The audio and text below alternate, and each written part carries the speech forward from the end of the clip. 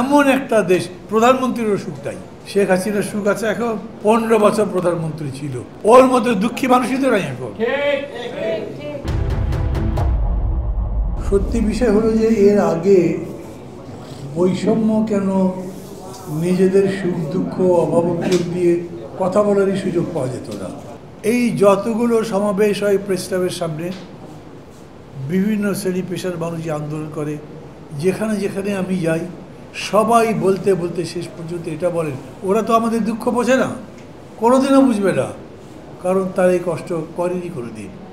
ওই বলে না, সাপে না কামড়ালে আপনি সাপের কামড়ের ব্যথা বুঝবেন কীরকম করে। এখানেও সেরকম। আপনি বেতনে যদি 12,000 টাকা পান, আপনার স্ত্রী এবং 2টি সন্তান সহ ঢাকায় যে বাসায় থাকবেন, তার ভাড়া কত লাগবে? তারপরে খাবেন কি, চলবেন কি, ছেলেমেয়েদের লেখাপড়া হবে কীভাবে? এই দেশের জন্য তো লড়াইটা হয়নি। মানে আমি সেই লড়াইয়ের কথা বলছি, আমাদের স্বাধীনতা যুদ্ধ থেকে শুরু করে এখন পর্যন্ত আমরা যতগুলো লড়াই করেছি, আমাদের প্রত্যেকেরই চোখে তো ওই স্বপ্নই ছিল, একটা ভালো জীবন চাই, আমি চাঁদে যেতে চাই না, আমার বিরাট গাড়ি থাকতে হবে, আমার এরোপ্লেন থাকতে হবে, আমার একটা ভালো বাড়ি থাকতে হবে, সেটার দরকার নেই। কিন্তু অন্ন, বস্ত্র, শিক্ষা, চিকিৎসা, বাসস্থানের তো ব্যবস্থা লাগবে।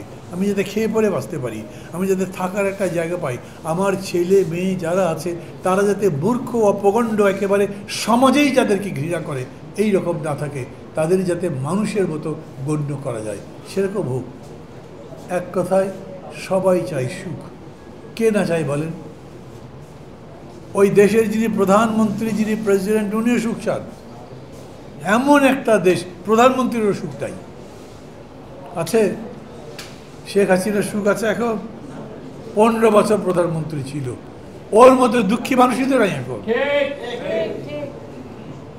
আবার দেখেন, তার প্রতিদ্বন্দ্বী যিনি ছিলেন খালেদা জিয়া, উনি ওই 15 বছরে সমান কষ্ট ভোগ করেছেন। তারপরে যখন হয়তো সুখের মুখ দেখবেন, তখন এমনভাবে অসুস্থ যে মানুষের সামনে আসতেই পারেন না, কথাও বলতে পারছে না ঠিক মতো।